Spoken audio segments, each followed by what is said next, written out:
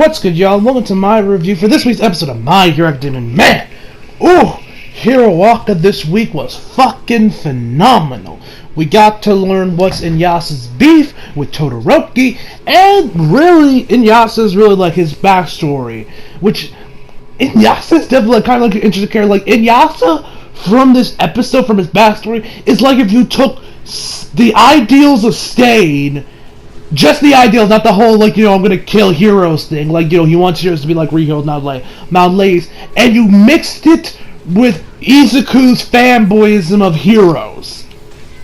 It's weird, but it's like really interesting. Which makes me really curious of what Inasa's gonna think and what, I don't even know if Inasa's even in the arc.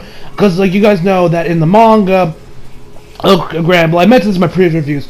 I mentioned this in previous, when this first started happening, Horikoshi got those death threats. I talked about that there. But yeah, I'm definitely curious. I'm a lot more interested in that Endeavor redemption arc that the manga, I think, just finished wrapping up, because I think they're on a new arc because I see them wearing, winter clothes now and everything.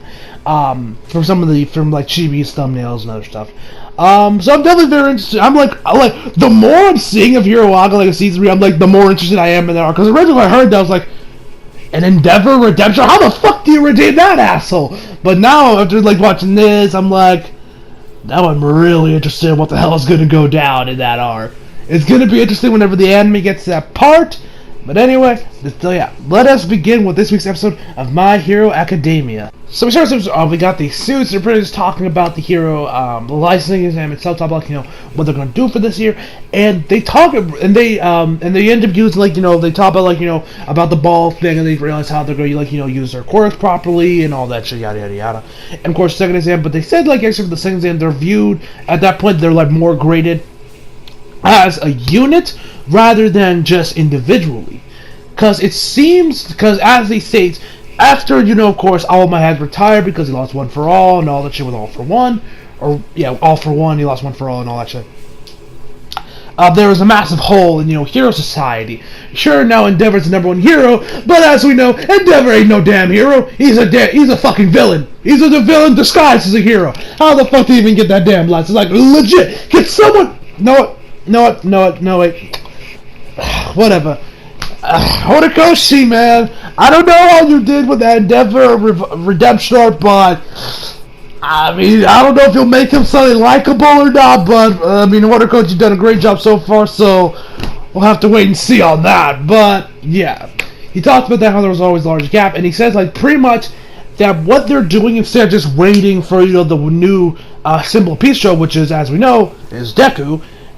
Their premise is going to, wait until Deku and Bakugo are ready to take on to be the next pillars of Hero Society and the next symbols of peace. They pretty much just want to make a bunch of Avengers teams and see what sticks, essentially. Or Justice League teams, if you prefer DC. So, which kind of made me oh wait, what?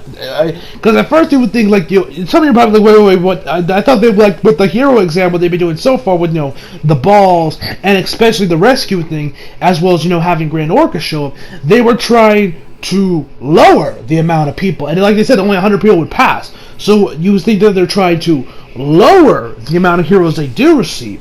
They want to get rid of the riffraffs, the Mount Ladies that are only in it for the money and probably where their main goal in being a hero is not to for the greater good. And say people, it's to make that money and make it rain,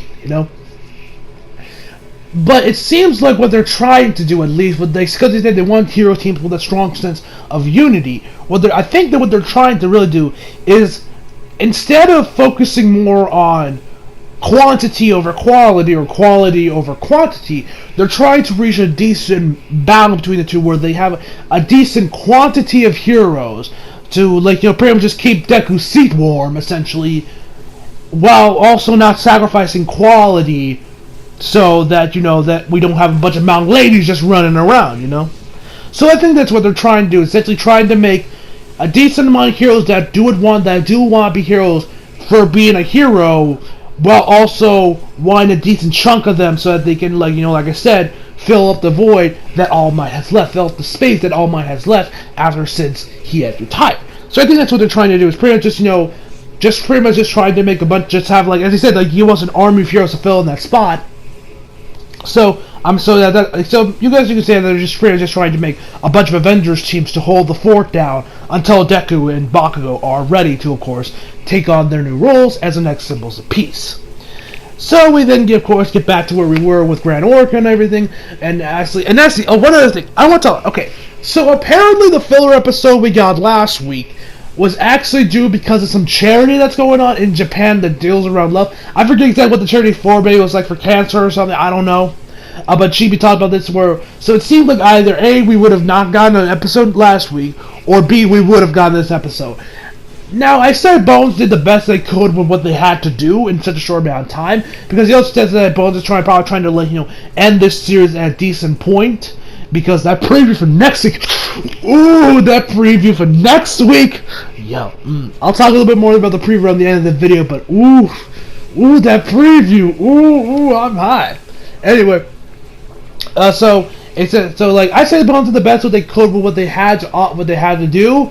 But me personally, I kind of went and just took the week off because like I said, that episode was more or less just an afternoon. It was a good filler episode, don't get me wrong, but Bones has done better filler with Hero Walk, as we saw with Sue and Momo. Just saying. Anyway, back to the show itself. So we got them. So Grand Orca, he's wrecking shit. Everything. He comes over to the first eight guys.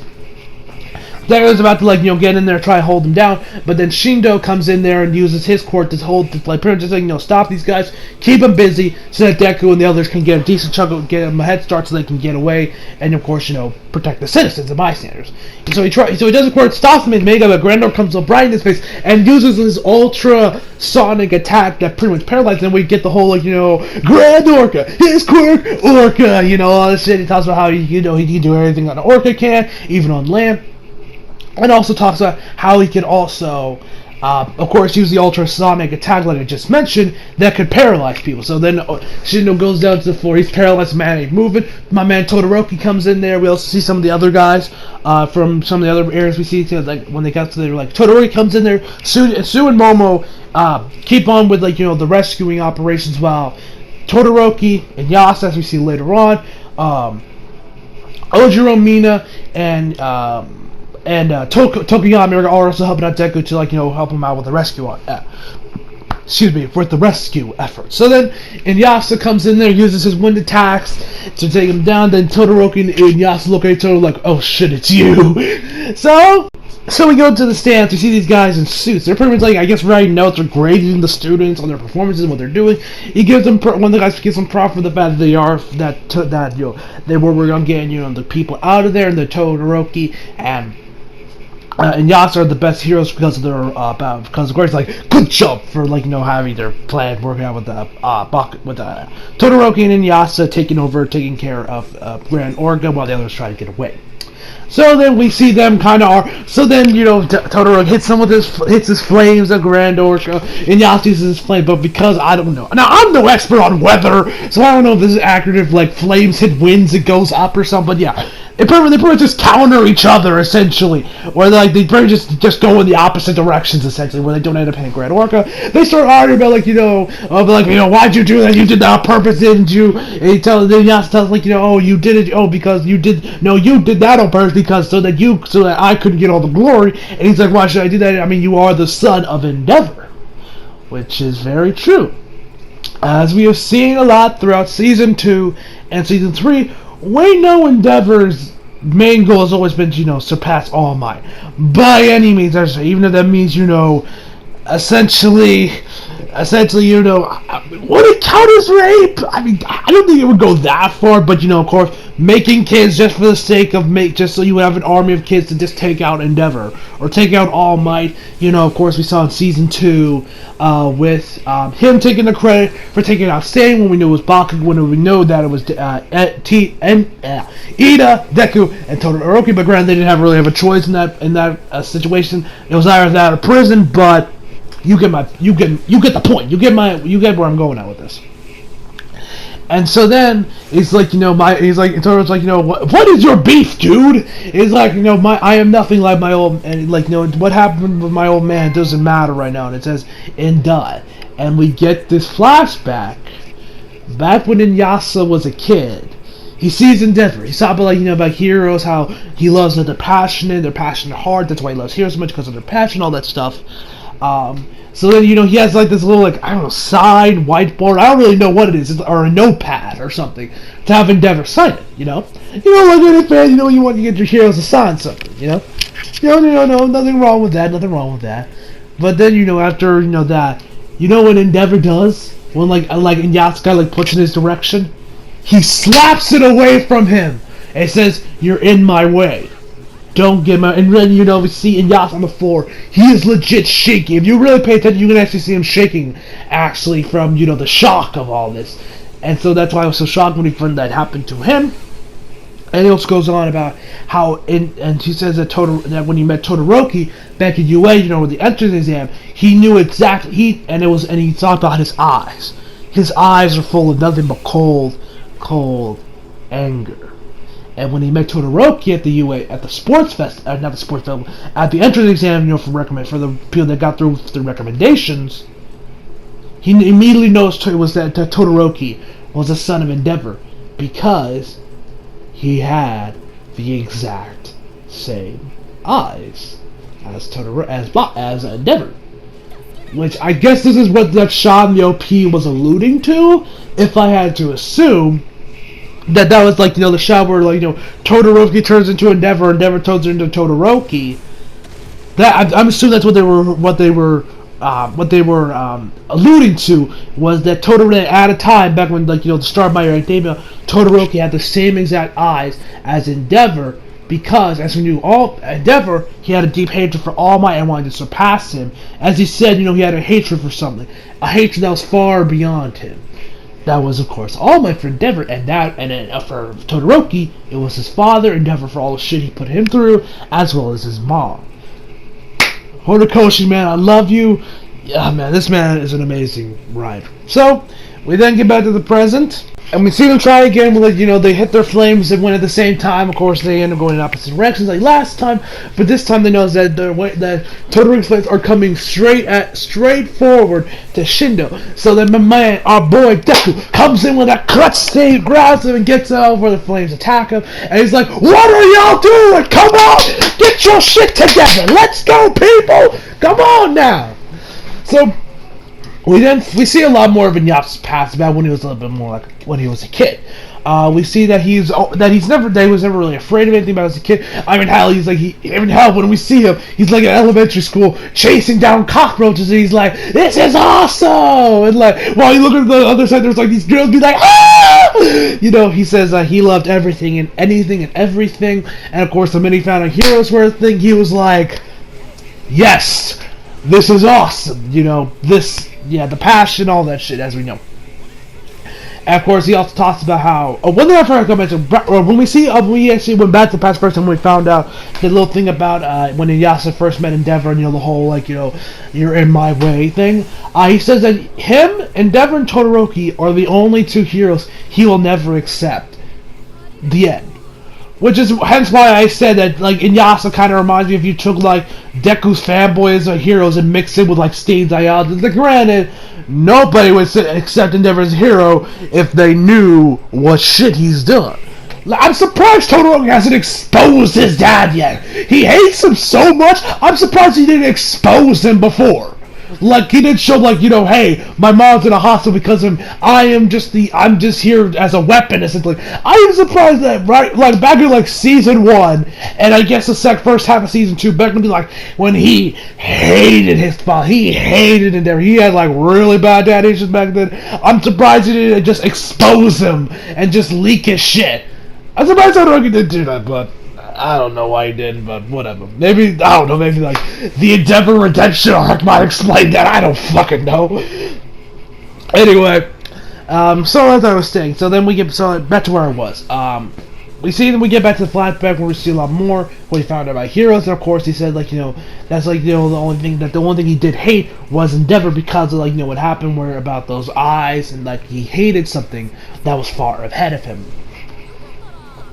And so then he goes, and like I said, we see back where we see him, go to the UA, back to UA when the recommendations. People that got in via recommendations came in there. They too had to take a written exam and a practical exam, but it wasn't as hard as the guys. Because you guys know the practical exam Deku and the others went through. They had to go through had to defeat these robots, and and just see who got the most points win. But for the guys that got in through recommendations, it was just a simple race. That's it. Just it was 3 kilometer race. I don't know how much that is in yards or miles or whatever, but yeah. So granted, they're coming through recommendations. So you don't need to defeat 20 robots to prove to prove themselves. I guess to prove themselves, you could say. So we then like I said, after that. We see them, Inasa says, we see them racing Deku versus, not Deku, Todoroki versus Inasa. Inasa says that, yes, he knows that, he doesn't like, Todoroki's eye because they look the same as Endeavor because, he too, as Inasa says later on, he knows that he hated something that was far ahead of him, which was his dad. And, he says, well, maybe if I befriend him, that he's going to get in there he's going to probably pass. He says, but loves his, his quirk is super hot. And, he'll probably get in, so maybe if he makes friends with him, his eyes won't bother him. So, I'll give it, you gotta give Inasas props. That even though he hated his father, and, Todoroki reminds Inasa a lot of his father, he still at least gave Todoroki a chance. He didn't judge a book by it. He was like, you know what? He might be Endeavor's son, but you never know. I mean, I don't like his eye, but you never know. He could actually be a decent person. And, he just had a bad day or something. I'll give Inasa props for that. So then he tries to, so then we see them, racing, and Inasa manages to come in, manages to win just by, a little bit, just it was like a hair, or it was like a photo finish kind of thing. And he also wins. He congratulates, he's like, yeah, congratulations Todoroki, tries to befriend him, but he tells, I'm not here. So I wasn't competing you. I'm just here to pass this. And he says what he said, you're in my way. And by that point, Inasa was like, you know what? Fuck this family. Fuck them all. It's like the Frieza race. They're all assholes. Fuck them. and then Todoroki remembers oh shit. Yeah. He was like, how have I forgotten about that until now? That, he talks about, we'll see Todoroki get flat back to season 2, when, he had his father in the backstage, he told him, I forgot about you and all that shit. And I guess you say he actually forgave him. And, we also find that Todoroki still has some hatred towards his father, but nowhere near as much as he did before, back when Inasa was telling him about, oh, because you're like your dad, and all that shit. And so we talked about that this is when it finally when his past and his, I guess you could say also his skeletons finally came back to bite him in the ass, which we have seen that a lot recently with old skeletons biting you in the ass with stuff with James Gunn, some of Guardians 3, and also some of and other stuff with Digibro, which and I know and some of you guys might be wondering what my thoughts on the whole James Gunn situation, all that shit. I'll talk about my Spider-Man PS4 stream when I get the game. I'll talk about it then, as well as the whole stuff that's been going on with the controversy with Crunchyroll, the stuff with Digibro. I'll talk about all that stuff then. So you guys want to know about that?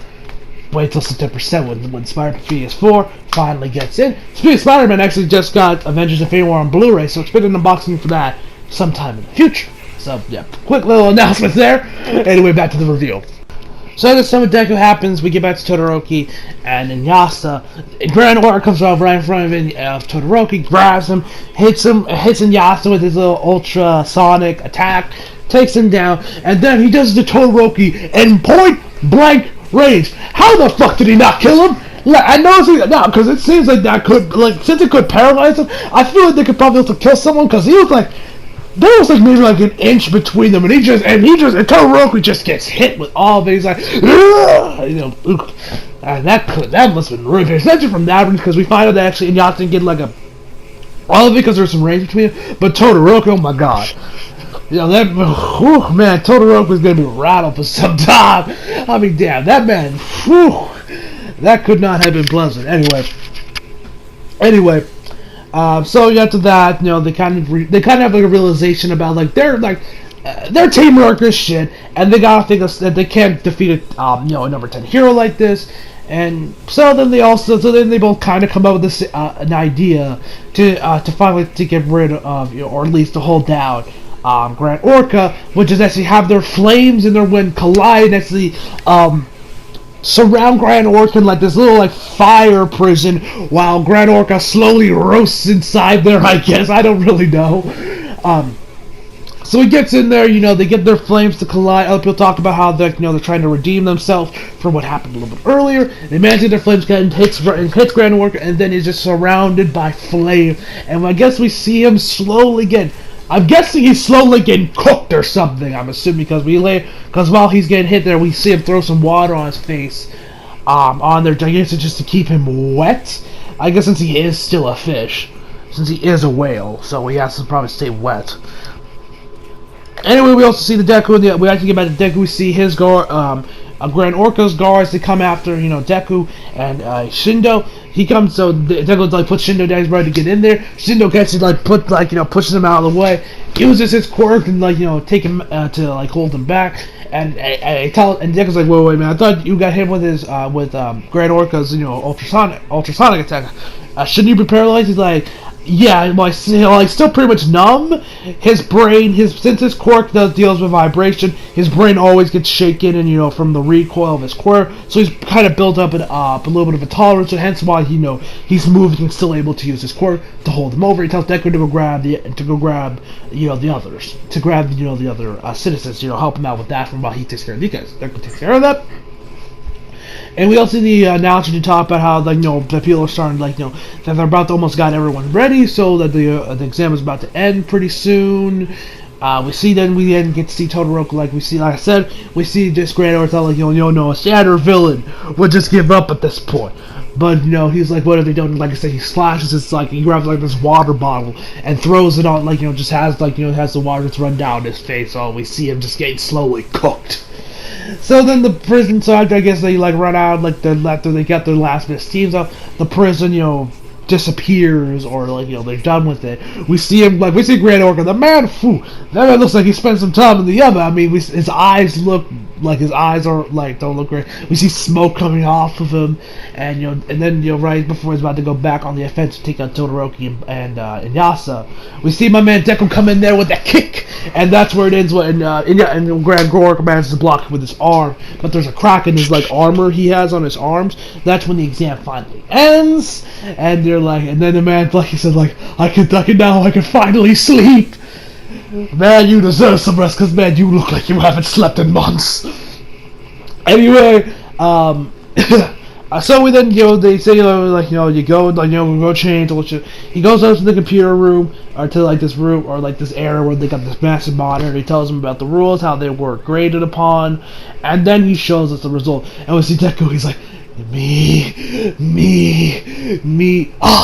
and then his eyes blind, that's when the episode ends. Of course, you gotta end it on that massive cliffhanger. Did Deku get terrorized, or did he not? We will find out next week on Dragon Ball Z! See you, Dragon Ball Z, the next episode, the latest episode of Abridged coming. I've seen that a little bit. Me personally, I don't really watch Abridged. Everybody's been talking about it, so I think I might give it a watch, just because everybody and their fucking mothers is talking about Dragon Ball Abridged, Dragon Ball Z Abridged, Dragon Ball Z Abridged. Everyone's talking about that. Even Cheetah made a whole review about it.